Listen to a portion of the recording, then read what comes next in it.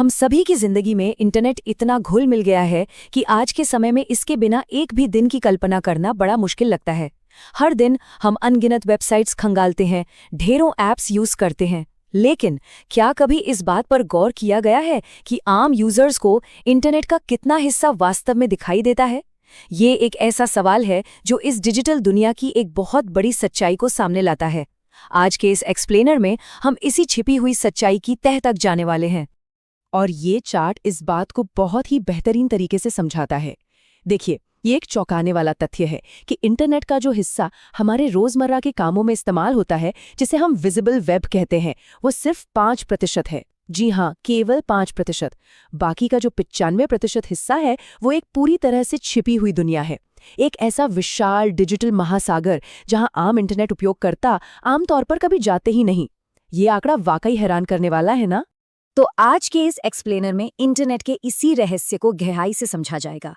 हम इंटरनेट की वास्तुकला में बिल्कुल नीचे की ओर उतरकर उन 3 छिपी हुई परतों को एक्सप्लोर करेंगे जो इसके पूरे ढांचे का निर्माण करती हैं। ये बिल्कुल किसी आइसबर्ग यानी हिमखंड की तरह है, जहां पानी के ऊपर दिखने वाले हिस्से से कहीं अधिक विशाल हिस्सा सतह के नीचे गहराई में छिपा होता है। तो चलिए देखते हैं कि आज किन-किन परतों से गुजरना है। सबसे पहले बात होगी 5% के भ्रम की, उसके बाद सरफेस वेब की खोज की जाएगी, फिर गहराई में गोता लगाकर डीप वेब के अंदर झांकेंगे और उसके भी नीचे जाकर डार्क वेब को समझेंगे। अंत में देखेंगे कि कैसे ये पूरा इंटरनेट महज एक उपकरण के रूप में काम करता है। बिना किसी देरी के शुरुआत करते हैं हमारे पहले खंड से, 5% का भ्रम, एक छिपी हुई सच्चाई। जैसा कि हमने अभी देखा, इंटरनेट का 95% हिस्सा एक पूरी तरह से छिपी हुई दुनिया है। जरा सोचिए इसके बारे में। ये कोई छोटा मोटा बैकग्राउंड डेटा नहीं है, बल्कि ये वो विशाल क्षेत्र है जो हमारी और आपकी सामान्य ब्राउजिंग से बिल्कुल अछूता है। ये एक बिल्कुल अलग ही दुनिया है जिसके अपने नियम और अपनी जटिलताएं हैं। ये जानकारी सच में इस बात का एहसास कराती है कि ये डिजिटल दुनिया असल में कितनी असीमित है।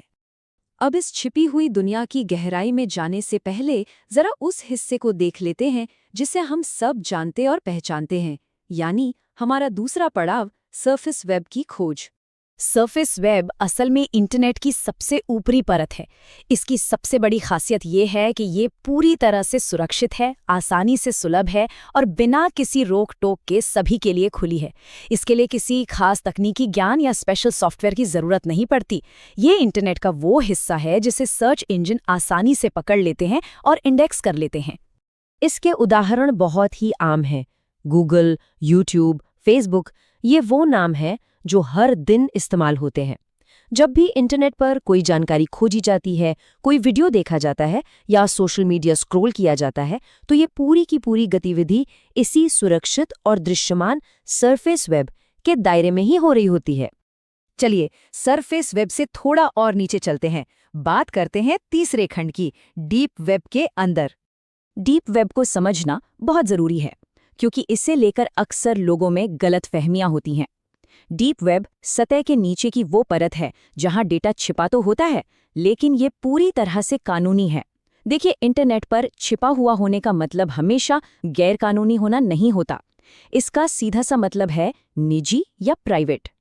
ये वो जानकारी है जिसे सुरक्षा के लिहाज से पब्लिक के लिए ओपन नहीं होना चाहिए।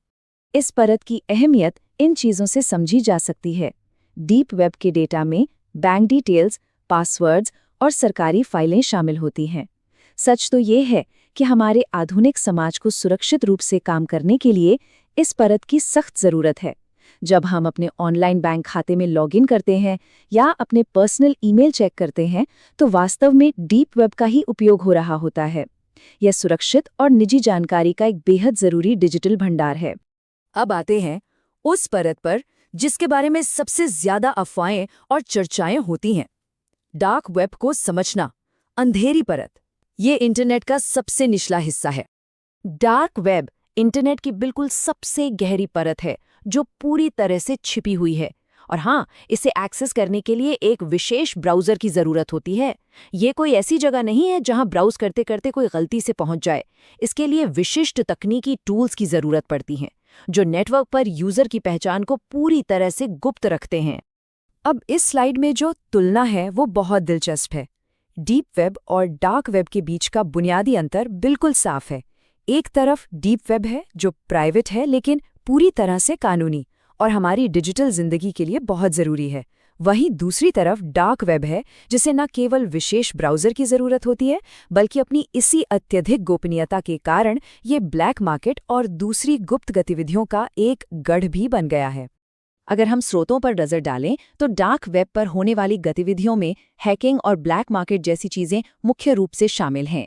अपनी अत्यधिक गुप्त प्रकृति के कारण यह परत अक्सर उन गतिविधियों के लिए एक सुरक्षित पनाहगाह बन जाती है जो कानून की नज़रों से छुपकर की जाती हैं। यह एक तथ्यात्मक वास्तविकता है कि इस खास तकनीकी क्षेत्र का इस्तेमाल इस तरह के कामों के लिए भी किया जाता है जहां पहचान पूरी तरह से छुपी रहती है। इन तीनों परतों को समझने के बाद अब जरा एक कदम पीछे हटकर पूरी तस्वीर को देखते हैं हमारे आखिरी खंड में, एक उपकरण के रूप में इंटरनेट, एक तटस्थ इकोसिस्टम।